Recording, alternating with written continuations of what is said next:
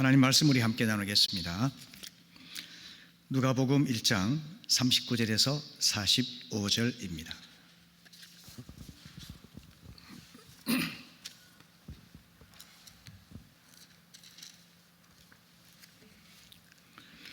제가 먼저 읽겠습니다. 이때 마리아가 일어나 빨리 산골로 가서 유대 한 동네에 이르러 사가랴의 집에 들어가 엘리사벳에게 문안하니 엘리사벳이 마리아가 문안함을 들으며 아이가 복중에서 뛰노는지라 엘리사벳이 성령의 충만함을 받아 큰 소리로 불러 이르되 여자 중에 내가 복이 있으며 내 태중의 아이도 복이 있도다. 내 주의 어머니가 내게 나오니 이 어찌된 일인가? 보라, 내 문안하는 소리가 내 귀에 들릴 때 아이가 내 복중에서 기쁨으로 뛰놀았도다. 함께 읽겠습니다. 주께서 하신 말씀이 반드시 이루어지리라고 믿은 그 여자에게 복이 있도다. 아멘. 아멘. 하나님의 아들 예수 그리스도께서 하늘 영광을 버리고 인간이 되어서 이 땅에 오신 사건이 바로 성탄이죠. 이 성탄은 죄와 고통으로 신음하는 인류에게 주신 하나님의 가장 귀한 선물임에 틀림없습니다. 하지만 이 성탄의 복은 맞이할 준비를 한 사람들에게 주어지는 선물임을 기억해야만 하겠습니다. 오늘 본문의 주인공인 사가랴와 엘리사벳 부부는 불임의 시련을 겪었던 사람입니다. 하지만 그 어려움 속에서도 주님의 길을 예비했던 아름다운 믿음의 본을 보였던 가정이죠. 주의 오심을 기다리는 대림절 마지막 주일, 사가랴 엘리사벳 부부가 성탄을 준비했던 모습을 살펴보면서 우리도 주님의 성탄을 아름답게 잘 준비할 수 있기를 바랍니다. 먼저 생각해 볼 것은 그들은 하나님 앞에서 살았던 사람이라는 사실입니다. 누가복음 1장 6절을 보시면은 이 두 사람이 하나님 앞에 의인이니 주의 모든 계명과 규례대로 흠이 없이 행하더라 이렇게 말씀하고 있습니다. 두 사람은 말할 것도 없이 사가랴 엘리사벳 부부를 말하는 것이죠. 성경에서 사람의 이름은 그 존재의 특성 그리고 그가 맡은 사명을 집약적으로 나타내 주고 있습니다. 남편 사가랴의 이름은 여호와께서 기억하신다 하는 뜻입니다. 하나님께서 하신 약속의 말씀을 기억하셔서 잊지 않고 응답하여 주신다는 뜻이겠죠. 그리고 아내 엘리사벳은 내 하나님은 맹세의 하나님이라 이런 뜻을 가지고 있습니다. 다시 말하면 하나님은 약속을 지키시는 분이라고 하는 뜻이 되겠죠. 그들이 살았던 시대는 대헤롯이 통치하던 시대였습니다. 그는 아기 예수가 태어났을 때 동방 박사들이 와서 유대인의 왕으로 나신 이가 어디 계십니까? 라고 질문하였을 때 불안과 두려움에 사로잡혔죠. 그래서 그때로부터 2살 이하의 남자아이를 다 죽이도록 명령했습니다. 이때 죽은 아이가 무려 2만 명이나 되었다고 하죠. 까닭 없이 아기를 잃은 엄마의 통곡 소리가 하늘을 찌를 정도였던 것입니다. 뿐 아니라 이 헤롯은 백성들의 가혹한 세금을 부과해서 많은 돈을 로마 황제에게 상납함으로써 권력을 유지하는 이런 악한 군주였습니다. 그래서 그의 시대에는 캄캄한 어둠이 지배하는 악하고 불의한 시대라 이렇게 말씀드릴 수가 있겠습니다. 이런 어둠 속에서도 이 두 사람이 하나님 앞에서 의인이었다 이렇게 성경은 기록하고 있습니다.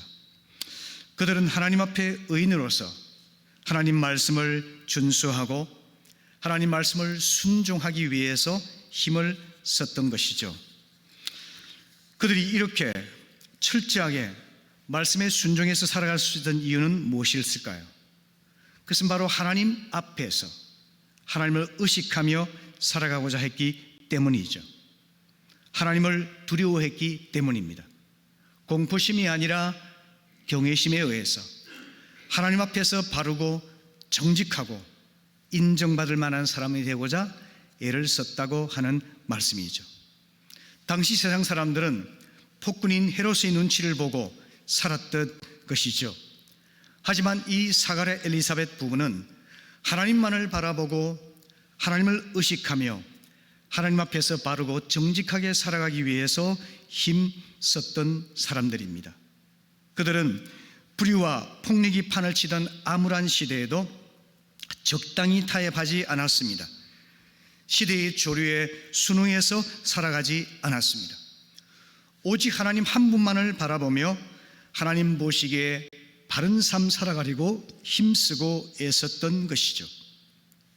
특히 이 가정은 남편과 아내 두 사람 모두 한 마음으로 하나님 앞에서 살아가려고 애를 썼습니다. 어떤 가정에서는 남편이나 어느 한쪽만 믿음의 열심을 내고 어렵게 살아가려고 하는 경우가 있죠. 그러면 어쩔 수 없이 불화와 갈등이 생겨서 가정생활이 고통이 될 수가 있지 않겠습니까? 그런데 이 부부는 한 마음 한 뜻이 되어서 하나님 앞에서 의로운 백성으로 살고자 사모하였다고 하는 것입니다. 미혼의 청년들은 믿음의 가정을 세우기 위해서 기도하고 준비할 수 있기를 바랍니다. 이미 가정을 이룬 분들은 부부가 서로 동력자가 되어서 하나님 앞에서 바르고 정직한 믿음의 사람이 될 수 있도록 서로 격려하는 그런 가정을 이루어갈 수 있기를 바랍니다. 성경을 보게 되면 이 사가랴 가정과 정반대되는 가정을 또 만나게 되는데요. 같은 제사장이었지만 엘리는 정반대의 사람이었습니다. 그는 철저하게 하나님 앞이 아니라 사람 앞에서 살아가던 사람입니다. 그의 두 아들이 거룩하신 하나님의 성전에서 여인을 범하는 엄청난 죄를 범했습니다. 하나님께 드려진 헌물을 갈취하는 그런 탐욕의 죄를 범했습니다. 그럼에도 불구하고 엘리는 그들을 준엄하게 책망하지 않습니다. 그저 힘없는 목소리로 이렇게 말을 했을 뿐이죠. 사무엘상 2장 24절을 보시면은 내 아들아 그리하지 말라 내게 들려오는 소문이 좋지 아니하니라 이렇게 말합니다. 형식적으로 책망을 하면서 사람들을 통해서 들려오는 소문이 나에게 좋지 않다라고 말할 뿐 이것이 하나님 앞에서 얼마나 두렵고 무서운 죄인지를 지적하지 않고 있는 것이죠. 그는 하나님의 심판보다도 사람들의 이 소문에 민감하게 반응을 했죠. 이처럼 아버지가 하나님을 두려워하지 아니하고 사람의 눈치나 살피고 소문을 의식하며 살아가다 보니까 이제 그의 두 아들도 하나님을 두려워하는 마음을 전혀 갖지를 못했죠. 성전을 더럽히는 무서운 죄를 범하면서도 가책을 느끼지도 않고 두려워하지도 않았던 것이죠. 그 결과가 무엇이었습니까? 우리가 잘 아는 대로 엘리 가문은 비참한 멸망을 맞이하게 되었지 않습니까?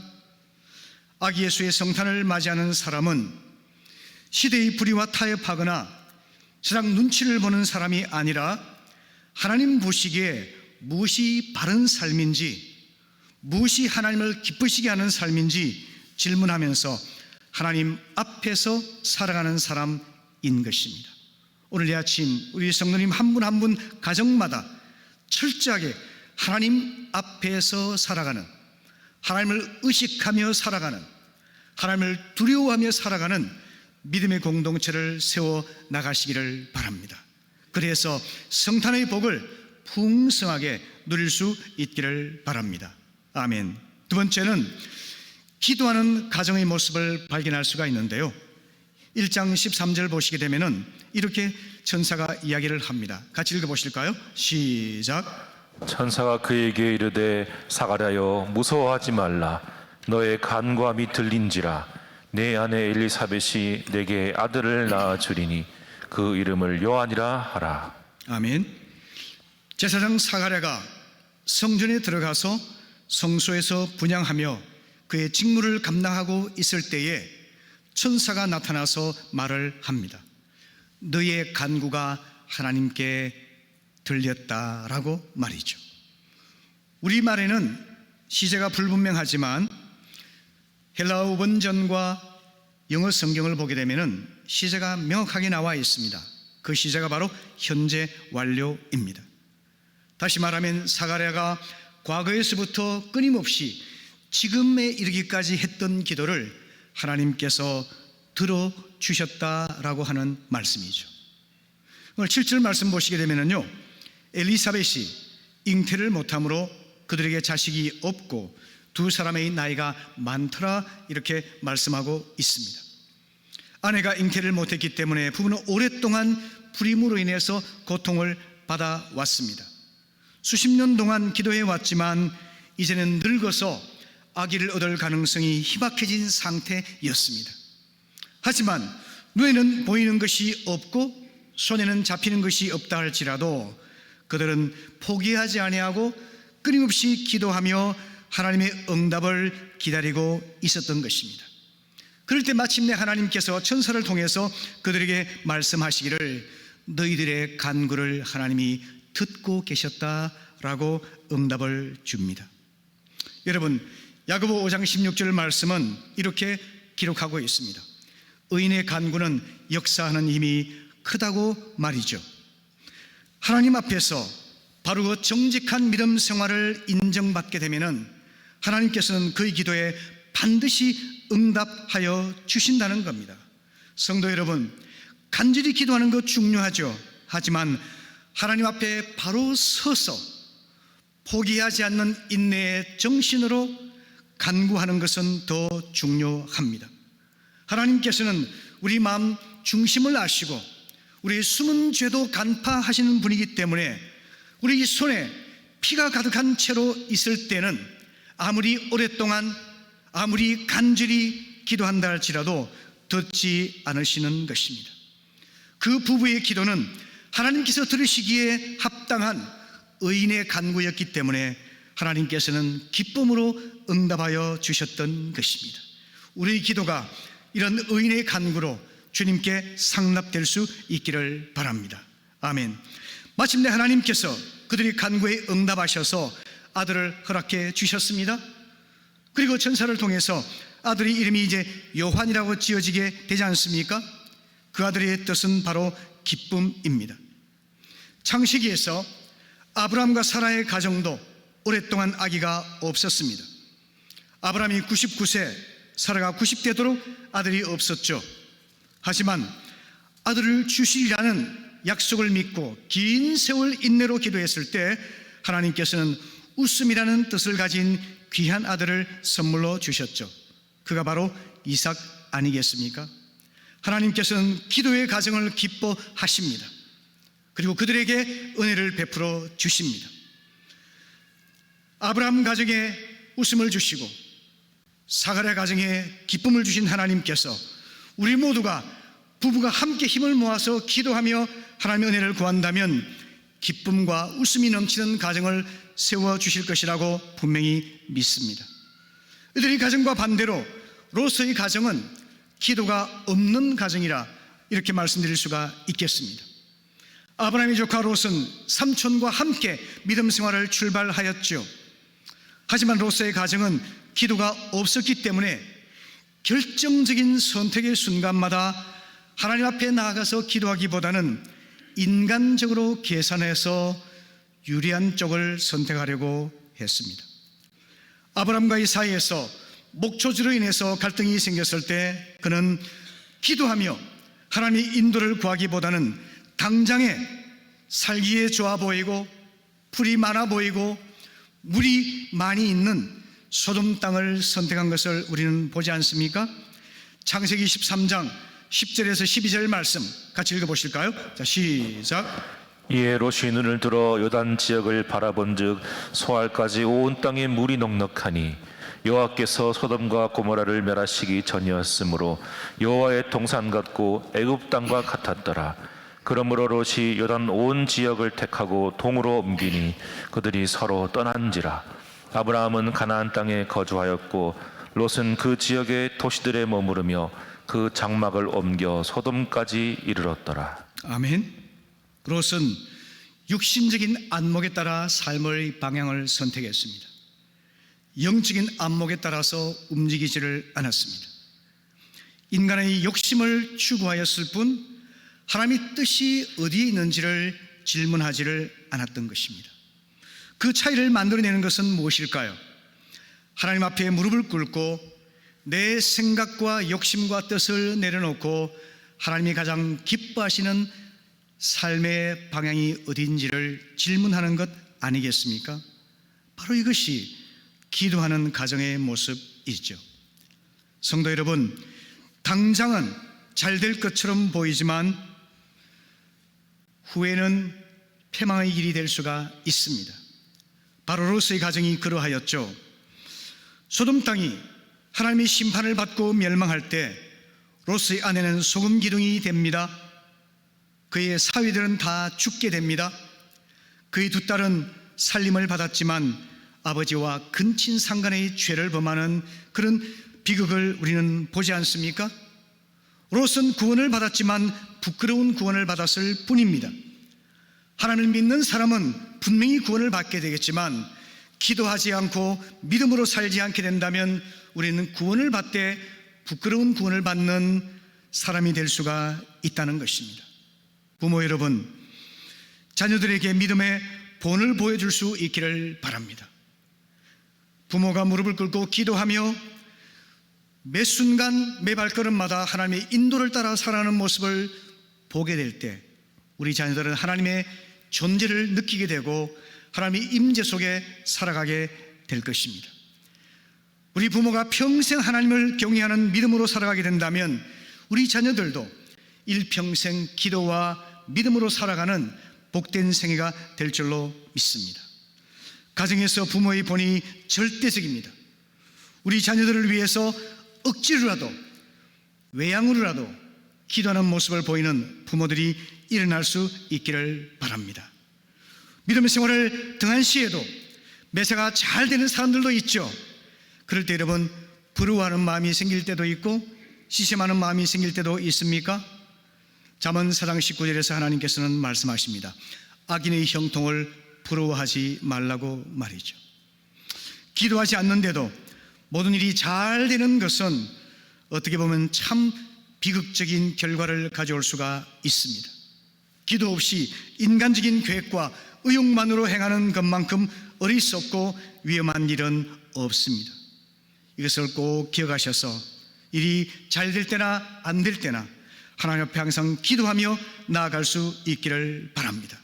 일이 안 될 때는 인내로 간구의 기도를 주님 앞에 올려드리며 잘 될 때는 감사하며 하나님을 경외하는 겸손한 믿음으로 나아갈 수 있기를 바랍니다.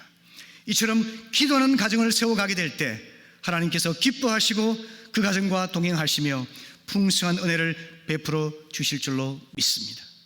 여러분, 우리가 잘 알고 있는 한나는 기도의 사람이었죠. 어머니가 기도의 사람이었기에 그 아들 사무엘도 기도의 지도자였습니다. 그는 말하죠. 나는 너희를 위하여 기도하기를 싫은 죄를 범하지 않겠노라 말이죠. 기도하는 지도자였습니다. 그래서 시대를 올바로 인도할 수가 있었죠. 기도하는 부모는 기도하는 자녀를 양육할 수가 있습니다. 기도하는 지도자는 기도하는 제자를 키울 수가 있겠죠. 기도하는 사가랴 엘리사벳 부부에게 기도하는 아들이 태어나서 그가 복음을 예배하고 그리스도의 길을 예배하는 귀한 사역을 감당할 수가 있었던 것이죠. 성도 여러분, 이 성탄을 맞이해서 우리 가정이 주의 오심을 기대하면서 기도로 깨어있는 가정을 세워갈 수 있기를 바랍니다. 아멘. 세 번째로 이 가정은 성령 충만한 가정이었습니다. 여러분, 사가랴가 성령 충만해서 예수 그리스도의 오심에 대해서 또한 자기 아들 요한의 사역에 대해서 예언하는 장면이 1장 67절 이하에 나와 있는데요. 67절 한번 보시죠. 같이 읽어보실까요? 시작. 그 부친 사가랴가 성령의 충만함을 받아 예언하여 이르되 부친 사가랴의 입이 열리고 나서 성령에 충만하여서 예언을 합니다. 그 예언의 내용이 무엇일까요? 68절 69절을 보시게 되면 찬송하리로다 주 이스라엘의 하나님이여 그 백성을 돌보사 속량하시며 우리를 위하여 구원의 뿔을 그 종 다윗의 집에 일으키셨도다, 이렇게 말합니다. 그가 원래는 알지 못했을 거예요. 성령 충만하니까 하나님께서 그 영을 열어주셨습니다. 그래서 하나님께서 이스라엘 백성의 죄를 속량하시고 그리고 구원하기 위해서 구원의 뿔 곧 주 예수를 일으키신 것을 그는 영적으로 깨닫게 된 것이죠. 그래서 예언을 하여서 이 아름다운 찬양을 하나님께 올려드리고 있는 것입니다. 뿐만 아니라 76절 77절을 보시게 되면 이제 태어날 자기 아이를 위해서 그가 어떤 사역을 할 것인지를 예언하고 있습니다. 같이 읽어볼까요? 시작. 이 아이여 네가 지극히 높으신 이의 선지자라 일컬음을 받고 주 앞에 앞서가서 그 길을 준비하여 주의 백성에게 그 죄사함으로 말미암는 구원을 알게 하리니. 오랜 기도 끝에 얻은 아들 요한이 우리 주님보다 앞서가서 죄사함과 구원을 주시는 주님의 길을 예비하는 자가 될 것을 예언하고 있는 것이죠. 이 사가랴는 성령 충만하였기 때문에 예수님의 성탄을 알 수가 있었습니다. 그리고 그의 아들 요한이 예수의 길을 예비하는 광야의 소리가 될 것을 알았습니다. 그래서 그는 이것을 미리 예언하고 있는 것이죠. 이와 같이 그는 성령 충만하여서 예언을 통해서 주님의 오심을 예비하는 일에 참여할 수가 있었던 것이죠. 엘리사벳을 볼까요? 엘리사벳은 성령 충만해서 위기에 처한 마리아를 격려하고 있습니다.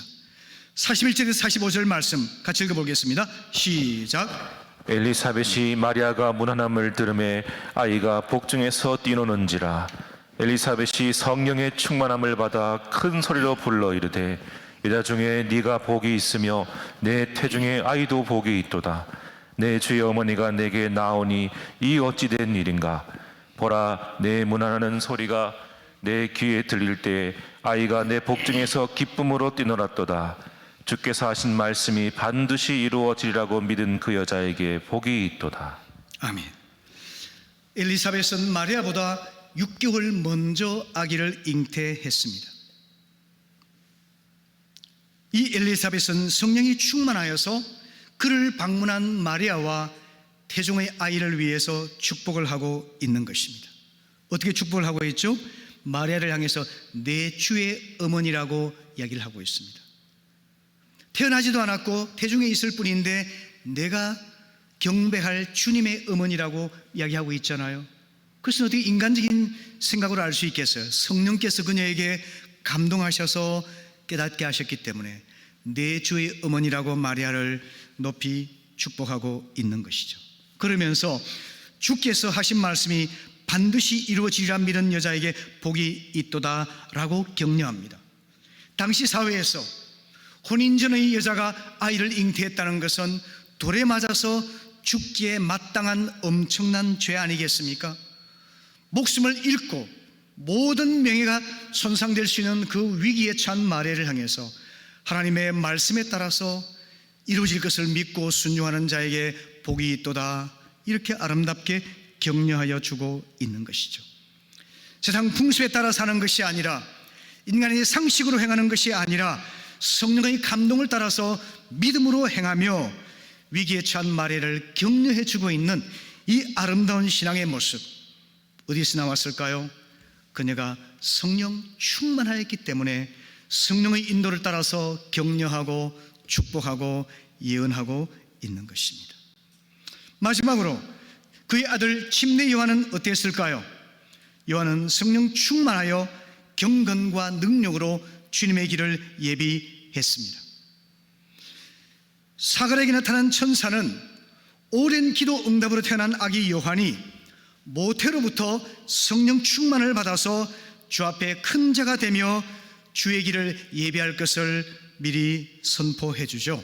15절 16절 읽어보실까요? 시작. 이는 그가 주 앞에 큰 자가 되며 포도주나 독한 술을 마시지 아니하며 모태로부터 성령의 충만함을 받아 이스라엘 자손을 주 곧 그들의 하나님께로 많이 돌아오게 하겠습니다. 아멘. 천사는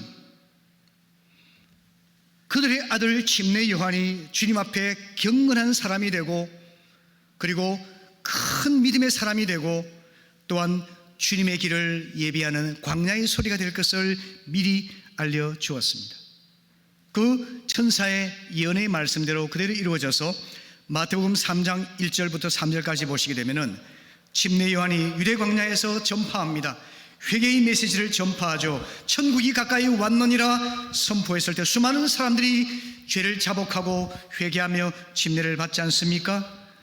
그에 대해서 이사야를 통해서 말씀하신 바를 연상시키면서 요한은 이렇게 말합니다. 광야에 외치는 자의 소리가 있어 이르되 너희는 주의 길을 준비하라, 그가 오실 길을 곧게 하라 하였느니라.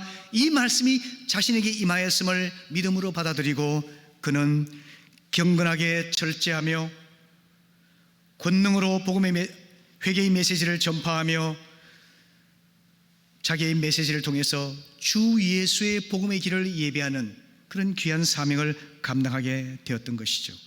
뿐만 아니라 그는 그 사역의 절정기에 이렇게 말을 합니다. 요한복음 3장 29절 30절 말씀이죠. 신부를 취하는 자는 신랑이나 서서 신랑의 음성을 듣는 친구가 크게 기뻐하나니 나는 이런 기쁨으로 충만하였노라. 그는 흥하여야 하겠고 나는 쇠하여야 하리라. 이렇게 고백을 합니다. 그는 주님의 신발끈을 풀기에도 자격이 없을 정도로 나는 너무나 비천한 자입니다 라고 하나님의 거룩한 신성 앞에서 자신이 얼마나 부족한 자인 것을 고백하고 있지 않습니까? 또한 나는 주님의 친구로서 신랑이 신부를 취하지만 신랑의 친구가 그것을 보며 마음껏 기뻐하는 것처럼 나는 이런 기쁨이 충만하였다 말을 하면서 또한 나는 쇠하고 우리 주님은 흥하여야 하리라 이렇게 놀랍게 고백하고 있지 않습니까? 여러분, 자기의 인기가 절정인 순간에 나는 주님의 신발끈을 풀 자격도 없습니다. 신부를 취하는 자는 신랑이지만 신랑의 친구가 크게 기뻐합니다. 나에게는 이런 기쁨이 충만합니다. 주님은 더 영광을 받으셔야만 하고 나는 더 감추어져야만 합니다. 이렇게 말할 수 있는 위대한 믿음의 사람이 과연 어디에 있겠습니까? 침례 요한은 참으로 위대한 사람이었죠. 그 배경에 무엇이 있을까요? 그가 바로 모태로부터 성령 충만을 받았기 때문이라는 겁니다. 부모가 성령 충만했기 때문에 태아가 성령 충만을 경험하고 성장하며 성령 충만한 삶을 양육받았고 훈련받았기 때문에 그런 중요한 순간에도 주님만을 높여드리고 자기의 주의 길을 예배하는 자기의 사명만 감당하고 그는 역사에서 사라지고 말았던 것이죠. 여러분, 사가랴 엘리사벳 부부는 말씀을 사랑하고 기도하는 사람들이었기 때문에 이 가정이 항상 성령으로 충만하였던 것이죠. 이런 부모의 기도와 양육을 받고 자란 요한도 영적인 세대 개성을 이루어서 성령의 충만한 사람으로서 주님의 길을 예비하는 사명을 감당할 수가 있었죠. 여러분, 그처럼 우리의 가정도 우리 교회도 성령 충만한 공동체로 변화되고 성장할 수 있기를 바랍니다. 성령으로 충만해야지만이 이 악하고 불의한 세대 속에서 믿음을 지켜나갈 수가 있습니다. 뿐만 아니라 이 악하고 왜곡된 세상을 하나님께로 돌이키는 능력을 발휘할 수도 있는 것입니다. 지금 우리에게는 거대한 영적인 전쟁이 눈앞에 있습니다. 바울이 말한 대로 사탄과의 영적인 전쟁입니다. 사탄이 우리를 목표로 해서 싸우는 가장 큰 대상은 바로 우리의 가정입니다. 아담과 하와의 가정을 무너뜨렸던 것처럼 우리의 가정이 무너지고 나면은 더 이상 우리는 아름다운 믿음의 유산을 이어갈 수가 없기 때문이죠. 여러분, 오늘날 가정 해체의 위기야말로 크나큰 위기라고 말씀드리지 않을 수가 없습니다. 젊은이들이 결혼하지 않습니다. 미혼, 비혼, 만혼, 그리고 이혼, 저출산 이런 문제들로 인해서 우리 가정이 해체되는 위기 가운데 지금 놓여져 있습니다. 이럴 때 결혼을 장려하는 것 이런 것 떠나기 있어서 우리 가정이 어떤 모습이 되어야 하는가 이것을 올바로 회복하는 것이 너무나 중요합니다. 믿음의 가정을 이루고 성령 충만한 가정을 이루고 우리 자녀들을 성령 충만한 사람으로 양육하여서 세대를 이어서 하나님을 섬기고 주의 길을 예배하는 귀한 믿음의 사람들이 일어날 수 있기를 바랍니다. 이것이 하나님께서 성탄절을 맞이해서 우리에게 주시는 메시지라고 믿습니다. 말씀을 마무리하겠습니다. 여러분, 주님의 길을 예비하기 위해서 온전히 들여졌던 아름다운 가정이 사가랴 엘리사벳 부부의 가정이죠. 하나님 앞에서 경건하고 바르게 살기 갈망했던 부모의 모습이 보이지 않습니까? 기도에 힘쓰며 성령 충만했던 부부의 모습이 보이지 않습니까? 모태로부터 성령 충만을 입어서 주님의 길을 위해서 아낌없이 헌신했던 아들의 모습이 보이지 않습니까? 그 가정은 주님의 길을 아름답게 예배했던 가정입니다. 오늘 우리 각자의 가정도 우리 인생도 주님이 오실 길을 예비하는 복된 가정, 복된 생애가 꼭 될 수 있기를 바랍니다.